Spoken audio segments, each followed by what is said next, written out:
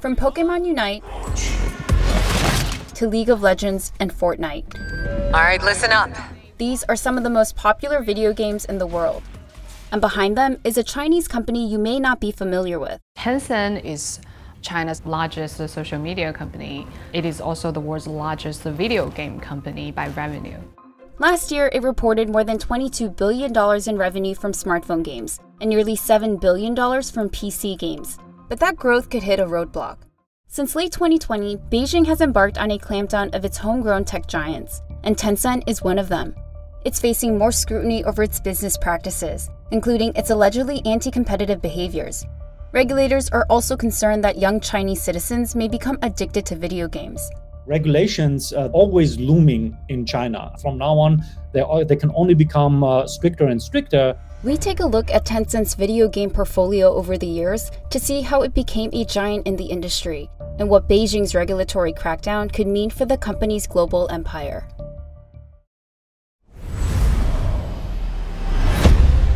Tencent made its entrance into the video game world with one of the biggest names in the industry, League of Legends. But before explaining how Tencent got there, you first need to understand that it didn't start off as a video game company. The Chinese tech giant has businesses in music, video streaming, and search engines. But it's best known for its social networking app WeChat, which does everything from handling payments to booking doctor's appointments. The app has over 1.2 billion monthly active users, and that's been key to reaching a vast network of gamers in China.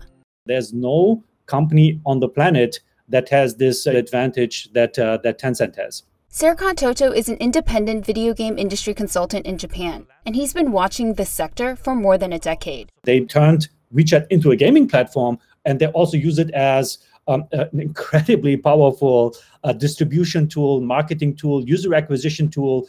They're making aggressive use of that.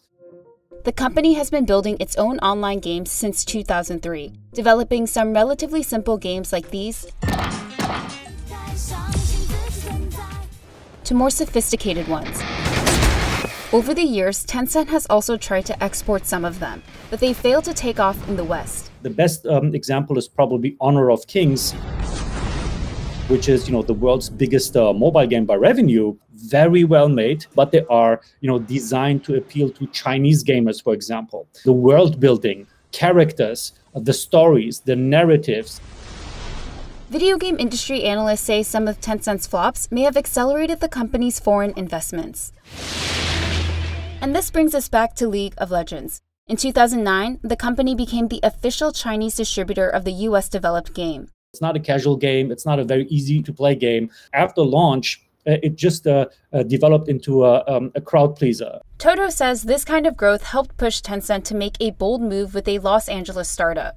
In 2011, they made their first big international investment in a gaming company into Riot Games, which operates one of the world's biggest PC games, League of Legends, right now. Tencent paid $400 million for a 93% stake in the American company. And 4 years later, it scooped up the remaining 7%, taking full control of Riot Games. Riot Games, they needed funds to scale the company. League of Legends became big so quickly and on such an international scale, mainly because of Tencent's investment. With Tencent's backing, League of Legends monthly players have grown by almost tenfold. And in the past decade, the game has made some $20 billion in revenue. This early success has basically triggered something inside Tencent, right? And it showed to Tencent internally that there's a big opportunity not only in China, but also outside China if you make the right moves in terms of investing. The success of League of Legends helped kickstart a shopping spree. Tencent made its second big move in 2012 by investing in another American game developer, Epic Games, the company behind Fortnite. Activision Blizzard, which is North America's biggest video game publisher by market value. Supercell, the Finnish developer behind Clash of Clans. Bluehole, the South Korean game maker behind the battle royale sensation PUBG. The Chinese company hasn't just acquired stakes, but also found ways to collaborate. Roblox, the online game platform popular with young kids, entered into a joint venture with Tencent to make its entry into China. And the Pokemon company worked with Tencent to develop a new game called Pokemon Unite. And as video game companies saw a big boom during the pandemic with people stuck at home, Tencent has already closed 12 game-related deals overseas this year.